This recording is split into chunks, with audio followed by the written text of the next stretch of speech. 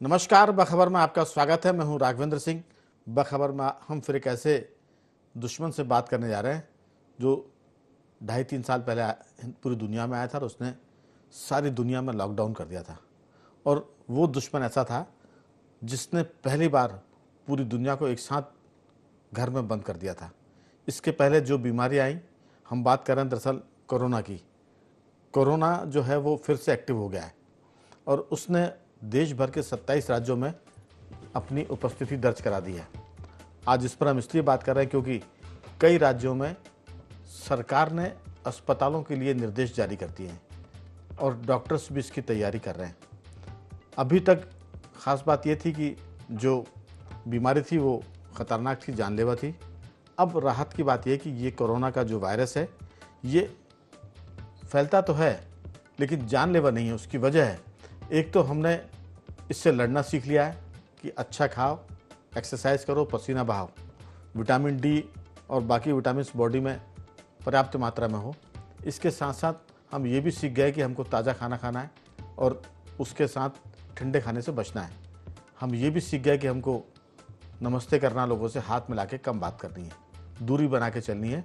और अगर आपको थोड़े से भी सिम्टम्स दिखते हैं तो फिर आप गर्म पानी पिएं, पानी में हल्दी डालकर पिएं, गर्म पानी के गरारे कर लें और साथ में वो सब चीज़ें खाएं जो आपकी बॉडी में इम्यून सिस्टम को स्ट्रॉन्ग करती है। ये तो हुई उससे लड़ने की बात। लेकिन देश भर में इसके 4,302 मरीज अभी दर्ज हुए हैं सरकार के आंकड़े में। ये आंकड़ा ज़्यादा भी हो सकता है क्योंकि जांच अगर कम है तो आंकड़े भी कम आएंगे। जांच की अगर रफ्तार बढ़ा दे संख्या तो ये आंकड़े और दुगने 3 गुने भी हो सकते हैं। गुजरात की हम बात करें, वहाँ 108 है। महाराष्ट्र में 86 मामले हैं। सर्वाधिक मामले शुरुआत में केरल से आए थे और इसके बाद अब ये मिजोरम तक में फैल गए हैं। भारत की जहाँ तक बात करें तो JN1 जो है वो इसमें 30 म्यूटेशंस है। कमज़ोर करता है ये इम्यूनिटी सिस्टम को, लेकिन जिनका मजबूत होता है उनके सामने ये हार भी जाता है। आज इसी पर विस्तार से बात करेंगे। चर्चा के लिए हमारे साथ स्टूडियो में मौजूद हैं सामाजिक सरोकार से जुड़े कमल राठी जी, हमारे साथ डॉक्टर भुवनेश गर्ग जुड़ेंगे बहुत जल्द स्काइप पर। इसके साथ हमारे वरिष्ठ पत्रकार मध्य प्रदेश के डॉक्टर राहुल रंजन भी हमारे साथ जुड़ गए। आप सभी का बहुत बहुत स्वागत है। चर्चा की शुरुआत राठी जी आपके साथ की। कोरोना फिर से एक्टिव हो रहा है। अच्छी बात यह है कि हम इससे लड़ना सीख गए और अच्छी बात यह है कि अब ये उतना खतरनाक नहीं, उतना मारक नहीं है जितना सेकेंड वेव में हुआ था, क्योंकि उस समय तो 24 घंटों में लोगों की जान जा रही थी और बहुत सारी वजह ये भी थी कि लोग कोरोना को लेकर दहशत में भी थे, डर गए थे और उस डर से भी कई लोगों की जान गई। एक बात और राठी जी, अस्पताल में जो लोग भर्ती हुए अकेले, एक तो कोरोना का भय और अकेले जब वहाँ जाते थे तो डॉक्टर्स कम दिखते थे, नर्सिंग स्टाफ भी कम हुआ करता था क्योंकि हर एक को अपनी जान की चिंता थी और उसमें भी लोगों की जानें ज़्यादा गई। लेकिन अब की बार कोरोना आ तो रहा है लेकिन उसकी खैर नहीं है क्योंकि हम 3 वैक्सीन लगा चुके हैं। हम भीतर से मजबूत हैं और हमें उससे लड़ना आ गया है। आपकी राय? नहीं, बिल्कुल। देखिए, कोविड जो कोरोना उस समय आया था तो वो एक नया वेरिएंट था और जिसको समझने में कुछ समय भी सबको लगा। मुझे अब जो लग रहा है वो उतना घातक होगा। उसका सब वेरिएंट चेंज हुआ और वायरस की शायद ये आदतन होता है कि वो हर साल, चूंकि अब कोरोना ख़त्म तो होने से रहा, वो वेरिएंट चेंज कर करके हमेशा ही हर साल 2 साल में पलट के आएगा। लेकिन यहाँ जो गंभीर बात मुझे ये लगी कि कोरोना तो आ रहा है, सबको मालूम है कि अब कोरोना जाने से रहा और कोरोना की तैयारियां भी थी, लेकिन सरकार के जो सरकारी हॉस्पिटल हैं उनकी तैयारियों को लेके, जैसे इंदौर में कोरोना का पहला मरीज मिला, ग्वालियर में भी मिल गया, भोपाल में भी मिल गया, तो जो इंदौर में मरीज मिला तो उसके टेस्ट के लिए एम्स भोपाल को करना पड़ा। तो जो सरकारी हॉस्पिटल में RT-PCR टेस्ट होते थे वो सब नज़ारत देखे, उनकी किटें खत्म हो गई हैं, जो भी उसका तकनीक थी वो पीछे रह गई। तो मुझे लगता है कि सरकार इतनी बेपरवाह कैसे हो सकती है कि जब एक साइंटिफिक फैक्ट है कि कोई वायरस अगर आता है तो वो हमेशा वेरिएंट बदल बदल के आता ही है। तो हम उनके टेस्टिंग, उसके साथ हमें भी दौड़ना पड़ता है, साइंस को भी दौड़ना है, डॉक्टर को भी दौड़ना है और सभी चीज़ों को। तो ये कैसे हो सकता है कि सरकार इतने पीछे? अभी हम अखबारों में पढ़ रहे थे कि ऑक्सीजन का वापस चालू किया कि सब ठीक है कि नहीं है। तो ऐसी कई चीज़ें जब देखने को मिलती है तो वो एकदम लगता है कि सरकार क्या तैयारी में रहती है। स्वास्थ्य के प्रति सरकार की जो जवाबदारी है सरकार कहीं भी पूरी करती नहीं दिखती, क्योंकि कोविड जैसे उसमें प्राइवेट हॉस्पिटल कम इलाज करेंगे और सरकारी हॉस्पिटलों ने ही अपनी जिम्मेदारी निभाई, सरकारी डॉक्टरों ने ही अपनी जिम्मेदारी निभाई, तभी हम पिछली बार कोविड से लड़ पाए। प्राइवेट वाले उतना नहीं कर पा रहे थे। तो वैसे ही आप जब देखेंगे तो ये बड़ा हास्यास्पद लगा। तो सरकार को गंभीर होना चाहिए, तत्काल गाइडलाइन जारी करना चाहिए। और जैसा मुझे लग रहा है डॉक्टर साहब आ गए, तो मुझे लगता है डॉक्टर साहब से कुछ प्रश्न भी करना चाहूंगा, आपकी बात हो जाए उसके बाद। नहीं, आप पहले प्रश्न कर लीजिए, फिर डॉक्टर साहब से उत्तर ले लेते हैं। डॉक्टर साहब से 2-3 प्रश्न ये करना चाहूंगा कि डॉक्टर साहब, जैसा कोई अगर बुजुर्ग वगैरह हो घर में, तो उसको क्या हम जो रूटीन वैक्सीन होता है इसका, क्या कहते हैं, वायरस का जो वैक्सीन होता है सर्दी खांसी वाला, क्या उन्हें लगवाना चाहिए या बच्चों को लगवाना चाहिए? दूसरा प्रश्न मेरा यह है कि हमें कौन कौन से विटामिन या सब्जी ऐसी कौन सी हम तैयारी करके रखें, खाते रहें, जिससे थोड़ा सा अपना वो बढ़े, जो आप हमेशा बताते हैं, लेकिन फिर भी एक रिमाइंडर रिक्वेस्ट है कि सबको फिर से मालूम पड़ जाए। तो ये 2 ही प्रश्न मेरे थे। बिल्कुल डॉक्टर साहब, आपने बहुत सारी बातें कोरोना काल के दौरान और उसके बाद भी की थी, और बहुत सारी बातें उसमें सच निकली, और आपने ये भी कहा था कि ये जो है अब सिर्फ बिजनेस के रूप में आएगा। कोरोना के लोग बिजनेस करेंगे, दवा कंपनियां करेंगी, प्राइवेट हॉस्पिटल करेंगे, और इसमें मरीजों का दोहन होगा। आपकी राय? प्राइवेट अस्पताल ने बहुत महंगा इलाज कर दिया था कोरोना के नाम पर, और उसके बाद कोरोना तो चला गया, लेकिन महंगे इलाज की दरें कम नहीं हुई। आप इसे कैसे देखते हैं? क्या ये बिजनेस वाला कोरोना है या सच में कुछ करेगा? राघवन जी, सभी दर्शकों को मेरा नमस्कार, सभी मेरे सहयोगियों को मेरा नमस्कार। एक छोटी सी बात से बात शुरू करूंगा कि मात्र चंद हजारों की भीड़ में नियंत्रण न रख पाने की वजह से कल कर्नाटका में दर्जनों मौतें हो गई। ये मौतें अक्षम्य हैं। ये कोविड में क्या बयान कर रहे थे, ये कुंभ में क्या बयान कर रहे थे, इसके ऊपर मैं इसलिए इस दृष्टांत को यहाँ जोड़ रहा हूँ आज इन सब चीजों से कि हमारे देश में जो सिस्टम है लूट तंत्र वाला, देखता कि भीड़ का क्या हाल होना है। वो ये नहीं देखता कि भीड़ कि हम जश्न कैसे मनाएं।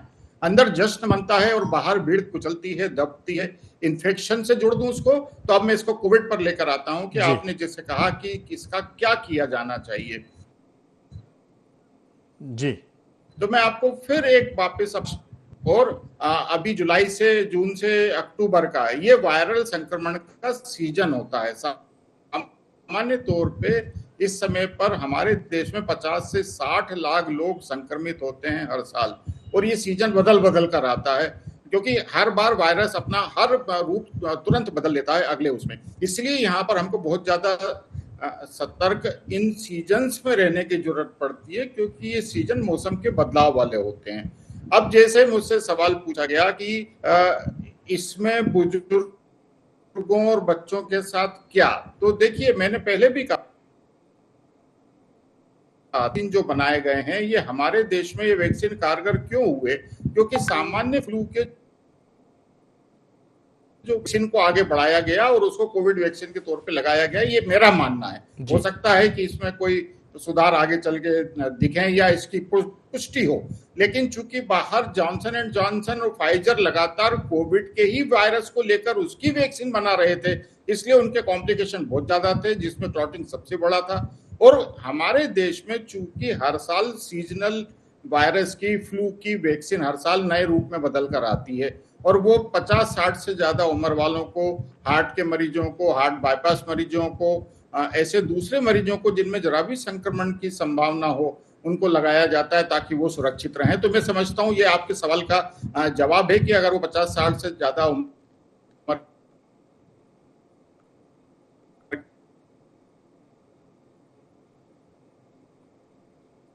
हैं, बहुत सारे वायरस से बचाव आपने कही, तो मेरा बिल्कुल स्पष्ट मत है कि बच्चों को किसी भी तरह से उनके साथ कोई खिलवाड़ नहीं किया जाना चाहिए। उनके शरीर में बहुत धूप में खेलते हुए अपने आप को सुरक्षित कर लेते हैं, बहुत जल्दी इम्यूनिटी पा लेते हैं, तो मैं समझता हूँ वहां इसकी जरूरत नहीं पड़ेगी। और चौथी बात जो आपने मुझसे पूछी कि खान पान का क्या, तो मैं फिर कहता हूं कि धूप में रहिए, कोई एक्स्ट्रा विटामिन की आपको जरूरत नहीं है। जो बीमार हैं वो जरूर विटामिन डी और विटामिन बी कॉम्प्लेक्स जिसमें लैक्टोबैसिलस हो वो जरूर लेते रहें। लेकिन अगर आप ताजा भोजन करेंगे, फ्रेश करेंगे, सारे ग्रीन वेजिटेबल्स उसमें शामिल करेंगे और धूप में व्यायाम करेंगे तो मैं समझता हूँ आपकी सब भरपाइयां हो जाती हैं। बिल्कुल डॉक्टर साहब, लेकिन मेरा अगले दौर की बातचीत में ये सवाल आपसे रहेगा कि क्या इसके भी वही सिम्टम्स हैं जो पहले होते थे कि आवाज़ बदल जाती थी, माने गंध आना बंद हो जाती थी, किसी तरह की महक नहीं आती थी?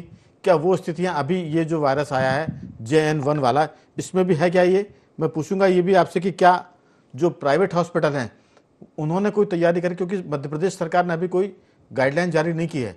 जाहिर है कि जो पुराने वक्त गाइडलाइन होगी वही जारी की जाएगी और अस्पतालों को अलर्ट किया जाएगा। ये मैं दूसरे दौर की बातचीत में आपसे जानना चाहूँगा। अभी मैं डॉक्टर राहुल रंजन से पूछूंगा। राहुल जी, आपने PhD की हुई, वरना लोग कन्फ्यूज हो जाएंगे कि डॉक्टर गर्ग के साथ डॉक्टर राहुल रंजन। डॉक्टर राहुल तो हैं लेकिन बात कर रहे हैं वो पत्रकारिता की, तो हमारे डॉक्टर साहब राहुल जी जो हैं वो पत्रकारिता में PhD हैं। तो राहुल जी, ये जो सारा मामला है वो बताता है कहीं ना कहीं कि ये आ तो गया है, दोबारा से एक्टिव तो हो गया है, था तो पहले भी, लेकिन ये बहुत मारक नहीं है। ये सर्दी जुकाम का थोड़ा सा बड़ा भाई हो सकता है। जो डेथेस के केस आ रहे हैं डॉक्टर साहब उसके बारे में बताएंगे गर्ग साहब की, उसकी वजह ही कि जो जिनकी डेथ हुई है उनकी हिस्ट्री क्या थी, मेडिकल हिस्ट्री, क्या उनको कोई क्रॉनिक बीमारी थी, कोई बहुत क्रॉनिक शुगर थी, हार्ट की तकलीफ थी, या एज के हिसाब से? तो ये सब चीज़ें बाद में पता चलेंगी, लेकिन अभी तो सतर्क होने की ज़रूरत है, मुझे लगता है। आपकी राय?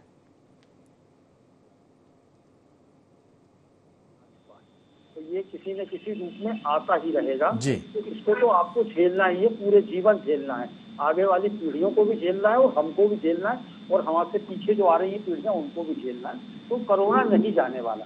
लेकिन सबसे बड़ी बात ये है कि जो हिंदुस्तान का जो जनमानस है वो देखिए क्या होता है, एक बार सरकार ने कह दिया मास्क पहनना है, आपको हिदायत दे दी कि ये ऐसे निकलना है, डिस्टेंस रखना है, तो उस समय क्योंकि कोरोना से मौतें हो रही थी, कोरोना भयावह स्थिति में था, लोग डरे हुए थे, सरकार भी उस पर प्रिकॉशन ले रही थी, सरकार भी बिल्कुल चेतावनी दे रही थी, सरकार भी कठोर निर्णय ले रही थी, तो पब्लिक ये समझ रही थी कि चलिए ठीक है, अब ये मास्क भी पहन लीजिए, ये ऐसा भी कर लीजिए, तमाम व्यवस्थाएं हो गई। लेकिन हुआ क्या कि कोरोना का जैसा पहला राउंड, दूसरा राउंड और तीसरा राउंड जैसे ही निकलता गया, वैसे वैसे यहाँ की जनता होती गई निर्भय, बिल्कुल इसमें निर्भीक हो गई। उसने मास्क भी फेंक दिए, उसने तमाम चीजें जो योगा और ये तमाम चीजें जो भी स्वास्थ्य के लिए हो रही थी वो धीरे धीरे उसने दरकिनार कर दिया। सरकार ने भी ये सोचा कि चलिए कोरोना चला गया है, अब छूट मिल जाना चाहिए। लेकिन आम जनता को ये सोचना चाहिए कि जो चीज आ चुकी है हवा में, तो वो किसी न किसी रूप में यहाँ स्थापित रहेगी और उसका प्रकाशन लोगों को ही लेना पड़ेगा। सरकार को आप 100% कह दें कि सरकार ही आपसे कहे कि मास्क पहन के चलना है, आपको हरी सब्जियां खाना है, आपको योगा करना है, आपको इम्यूनिटी अपनी बढ़ानी है, तो ये सरकार का दायित्व नहीं है, लोगों का दायित्व है, उनका स्वयं का जीवन है। यदि वो स्वस्थ रहना चाहते हैं तो इन चीजों को वो बिल्कुल है। देखिए घर में सर्दी जुकाम होता है तो आप बिल्कुल पूरा ध्यान रखने लगते हैं ना कि गर्म पानी पीना है, तो विक्स लगाना है, तो ये करना है। जब आप वहाँ ध्यान रखते हैं तो कोरोना तरह की महामारी जब देश में फैली थी, जब आपने मास्क पहन के थे, आपने हाथ धोए थे, हाथ धो के खाना खाया था, दिन में 10 बार आप धोते थे, लेकिन इसके बाद आपने इन तमाम चिंताओं को छोड़ दिया। अब कोई दिक्कत नहीं है, ना हाथ धोने की चिंता है, ना मास्क पहनने की चिंता है, ना हरी सब्जियां खाने, वही ठेले खुल गए, वही तमाम चीजें, आपको जहाँ जाना है वहाँ खाइए, जैसा खाना है वैसा खाइए। तो ये आपका जीवन है, ये सरकार नहीं बताएगी कि इसको आपको सुरक्षित रखना है। राहुल जी, आपको सचेत कर सकते हैं। जी राहुल जी, एक बात और है कि वैसे भी सामान्य तौर पर जब किसी को घर में किसी एक व्यक्ति को सर्दी जुकाम होता है तो फिर वो घर के सारे सदस्यों को होता है। तो जब सर्दी जुकाम फैल जाता है, छूत की बीमारी, क्योंकि अगर आपने टॉवल इस्तेमाल कर ली तो फैल जाएगा, फिर वायरल जो फीवर आता है, मौसमी बुखार, एक को होता तो पूरे घर के लोगों को होता है। तो कोरोना भी उसी तरह की बीमारी है, और चूंकि नाम उसका खतरनाक हो गया, उसकी जो बैटिंग हुई थी उसमें कई लोग मर गए थे, लाखों की तादाद में, और पूरी दुनिया में आया था, इसलिए अभी उसका भय है। लेकिन अब वो उतना मारक नहीं बचा है। तो हम बार बार, जैसे डॉक्टर गर्ग साहब भी कहते हैं, हम सब लोग भी चर्चा में कहते हैं कि इससे डरने की ज़रूरत नहीं है, आपको एहतियात बरतना है, स्वास्थ्य की चिंता करिए। जैसा आपने बताया कि अब सरकार थोड़ी कहेगी कि आप हरी सब्जियाँ खाइए, फल खाइए, एक्सरसाइज करिए, ये तो आपके ऊपर है कि आपको जिंदा रहना है या मरना है। अगर आपको मरना है तो फिर आप लापरवाही करिए, कोई एक्सरसाइज मत करिए, कुछ मत खाइए और इम्यून सिस्टम की 12 बजाइए, तो जल्दी आप की फ़ोटो जो है वो घर के फ्रेम में आ जाएगी। और अगर जीवित रहना है, बच्चों की चिंता, परिवार की, तो फिर थोड़ा सा स्वस्थ रहिए और जो डॉक्टर साहब, घर साहब बताते हैं उसका पालन करिए। लेकिन राठी जी, सवाल यही है कि क्या इसके लिए अब ये बीमा की जद में आ गया है? क्योंकि इंश्योरेंस के बारे में पिछली बार तो था कि कोरोना इंश्योरेंस में शामिल नहीं किया गया था और उस वजह से जो जिनकी डेथ हुई थी उनको इंश्योरेंस क्लेम नहीं मिला था। तो मुझे लगता है कि आगे पीछे सरकार को अगर नहीं जोड़ा तो इसमें जोड़ने की बात जरूर आएगी कि कोरोना भी अब एक साधारण बीमारी है। महामारी वो थी, अब महामारी नहीं है, अब तो वो एक तरह का मौसमी है, हर मौसम बदलने पर ही कोरोना आएगा। आपकी राय? नहीं, बिल्कुल, सरकार को सबसे पहला काम तो जो इंश्योरेंस कंपनीज हैं उनको एक सख्त निर्देश जारी करना चाहिए कि कोरोना का इलाज भी उससे कवर होगा। क्योंकि आज भी, और बहुत सारे, जो आपने बीमे की बात की, तो बहुत सारे बीमे के ऐसे हिडन पॉइंट्स होते हैं। आप बीमा लेने जाओ, एक कंपनी वाला कुछ समझाएगा, दूसरा कुछ, तीसरा कुछ, और जब क्लेम लेने जाओगे तो पता चला तीनों का क्लेम नहीं मिला आपको। तो ये चीज़ें जो एक हिडन एजेंडा के रूप में जो ये कंपनीज कर रही हैं, तो इस पे सरकार को सख्त करना चाहिए। कोरोना ही नहीं, अन्य बीमारियों के लिए भी, और बड़ा सिंपल फॉर्मेट में ऐसा आना चाहिए कि क्या कवर होगा, क्या नहीं होगा। तो सरकार को, जैसे मैं एक मोटे तौर पे जो समझता हूं कि अगर आपने कोई इंश्योरेंस लिया तो एक्सीडेंट हो जाएगा तो कवर होगा, बाकी सब नहीं होगा। तो वैसी एक मोटा यही गणित मुझे आज तक समझ में आया। तो मुझे लगता है कि ये सारी चीज़ें बड़ी स्पष्ट सरकार को करना चाहिए। प्लस जो भी हॉस्पिटल्स हैं, गवर्नमेंट के, प्राइवेट के, तो उन पे सरकार को सख्त निर्देश जारी करना चाहिए, उसमें रिजर्व रखना चाहिए। जो हमने पिछली बार सीखा है, उन सब चीज़ों का प्रयोग बिल्कुल तत्काल प्रभाव से लागू कर देना चाहिए। बिल्कुल। डॉक्टर गर्ग साहब, बीमारी तो अब कुछ नहीं बची। हिंदुस्तानी तो जो बीमारी खतरनाक होती है, कोई भी खतरनाक चीज़ की बेइज्जती बहुत करता है। कोरोना की बेइज्जती हिंदुस्तान में बहुत हुई है। यहाँ के लोगों ने जितना उसकी उपेक्षा की है, जितना उसको चुनौती दी है, दुनिया में कहीं नहीं दी गई होगी। तो मुझे लगता है कि कोरोना आया ज़रूर है, फिर से एक्टिव ज़रूर हुआ है, लेकिन जैसा आप बताते हैं, जैसा हमारे राहुल रंजन जी बता रहे थे, और कोरोना को, बीमा को लेकर भी सरकार को इस पर अवेयर होना पड़ेगा। जिन बीमा कंपनियों ने इसका प्रावधान किया है वो इसको बीमा कवर के रूप में एक तरह से शामिल करे, ताकि अस्पतालों में ठीक से इलाज हो, जो लूटमार होती है वो बचे। जो आपका प्रिय विषय है कि इसमें भी जो दवा कंपनियां हैं वो एक्टिव है। और मेरा इसमें एक वो है, पुछल्ला जोड़ रहा हूँ कि क्या युद्ध के बादल बहुत मंडरा रहे हैं, इसलिए भी कोरोना के बादल आ गए ताकि लोग युद्ध से अलग हटकर कोरोना के बारे में सोचें? क्योंकि झगड़े फसाद पूरी दुनिया में चल रहे हैं। गाज़ा पट्टी पे इजराइल और हमास का घमासान है, यूक्रेन और इजराइल रूस का युद्ध फिर से जोर पकड़ रहा है। भारत पाकिस्तान के बीच में तो 2-4 दिन की गली मोहल्ले की लड़ाई हो चुकी है। अब आपको क्या लगता है कि उस तरफ से भी ध्यान भटकाने के लिए कोरोना महाशय आए हैं? नहीं राघवन जी, आपने कुछ और सवाल भी पहले भाग में पूछे थे, मैंने उनका भी मैं सिलसिलेवार जवाब देता हूं, पर आपने ये पुछल्ला बड़ा अच्छा जोड़ा इसमें, तो मैं उसको थोड़ा सा आनंद के पलों में और आगे लेके चलता हूं कि बड़ा एक विषय बन गया है कि हमारे पास क्या है, हम वो बेचेंगे। देखिए, अमेरिका के पास हथियार थे, वो पूरी दुनिया में बेच रहा है, आपको भी बेच रहा है, आपके विरोधी को भी बेच रहा है। तो ये सिस्टम है। आज उन्होंने जो बीज बोया था, आज मैं आपको एक और नई चीज बताता हूं कि आज अमेरिका में एक चाइनीज डिप्लोमेट पकड़ाया है जिसके पास बहुत खतरनाक किस्म के वायरस सुरक्षित तौर पे वो लेके जा रहा था। तो वो किस लिए ले जा रहा था? वो यकीनन कोई अपने साथ खेलने तो नहीं लाया होगा, वो वहीं फैलाने के लिए लाया होगा। और अमेरिका की कितनी बुरी मार पड़ी थी कोरोना में, ये सबने देखा था कि सबसे ज्यादा अगर कोई प्रताड़ित हुआ तो वो अमेरिका और यूरोपियन कंट्रियां ही थी जो कि मौसम की मार से मरी थी। मैं यहाँ फिर कहता हूँ रिलेटेड कोई भी चीज, क्योंकि ये साल में 4 बार आने की बीमारी है और वायरस लगातार पलट पलट कर आते हैं और आपके शरीर के साथ वो खेल करते हैं। उस खेल में अगर आप ताकतवर है तो आप जीतते हैं। इसमें नुकसान किनको होता है? जो बच्चे हैं, जो बूढ़े हैं, या जिनको बहुत ज्यादा किसी तरह की सिस्टमिक इम्यून डिसऑर्डर प्रॉब्लम्स हैं, जिसमें उनकी इम्यूनिटी कमजोर है, कैंसर के मरीज, टीबी के मरीज, डायबिटीज के मरीज। पहले दिन से दवाइयां दी जा रही हो एंटीबायोटिक टाइप की, जो वायरस पे असर नहीं करती, और यही हमारा मुख्य हथियार था जिसके दम पर हमने सबको सुरक्षित रखा। जो कि हम जनवरी 2020 से ही पहले से कह रहे थे कि एंटीबायोटिक जिसने ली उसकी हालत बिगड़ेगी, स्टेरॉइड जिसने ली उसकी तबीयत खराब होगी। तो हमने म्यूकोमाइकोसिस के ढेर सारे केसेस देखे उन अस्पतालों में, उन डॉक्टरों के पास। यहाँ मैं अब इस बात पे आना चाहता हूँ कि एक ऐसा सिस्टम का लूट तंत्र चलता है। जब आप याद कीजिए, बहुत समय पहले जब सार्स आया था,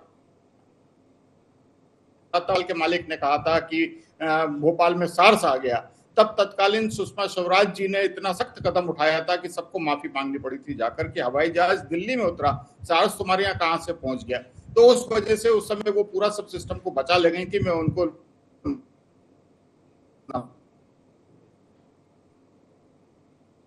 सिस्टम को लूट तंत्र का पैमाना बना लिया, सरकार भी शामिल हो गई बजट खाने में, और डॉक्टरों का तो एक ग्रुप ही था जो जिसको हम लगातार माफिया की संज्ञा दे रहे हैं। आप जानते हैं कि हमने जितनी बातें कही डंके की चोट पे कही, अगर हम गलत होते तो ये सब हमको कोर्ट में गए।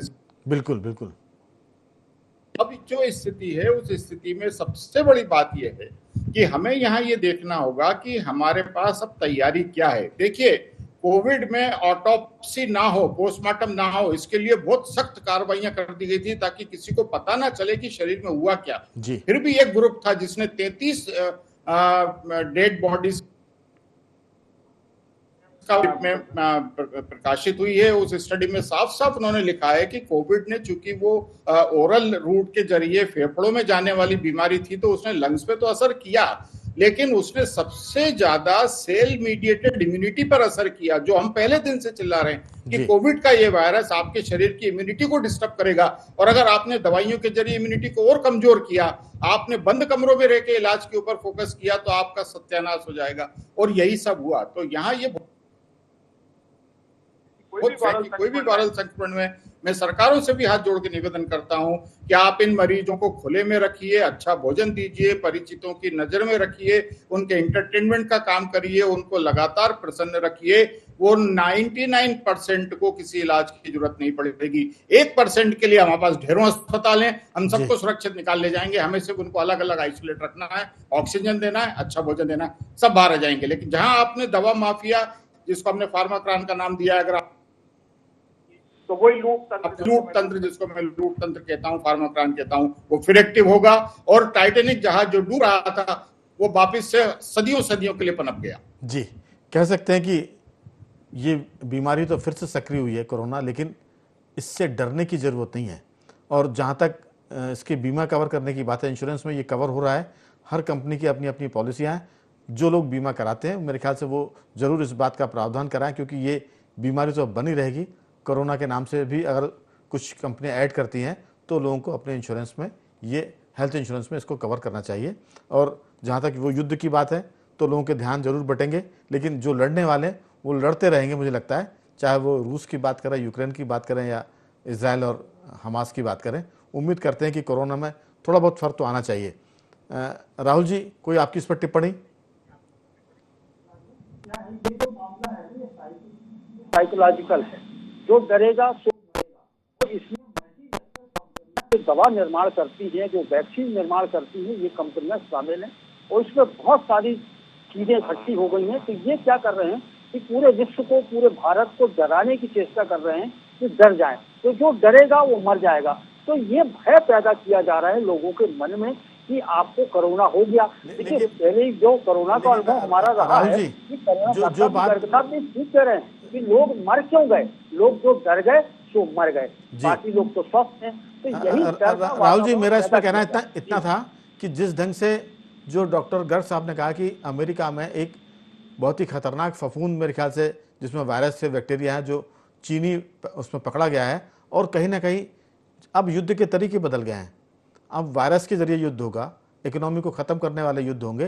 तो चीन ने, जो उनका प्रतिद्वंदी है अमेरिका, उस पर अटैक किया, फिर साथ पूरी दुनिया पर अटैक हो सकता है, और ये कोई नए किस्म का वायरस भी आ सकता है। कोरोना की तो बात हम कर रहे हैं, हो सकता है कुछ दिनों में एक नया वायरस आए जो पूरी दुनिया को अपनी लपेट में ले ले।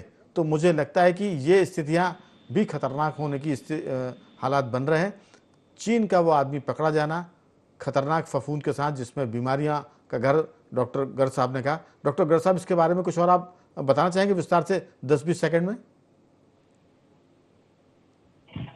हेलो। हाँ जी, ये जो चीनी पकड़ा गया है अमेरिका में, कोई खतरनाक किस्म की फफूंद थी जिसमें बहुत सारे बैक्टीरिया वायरस थे।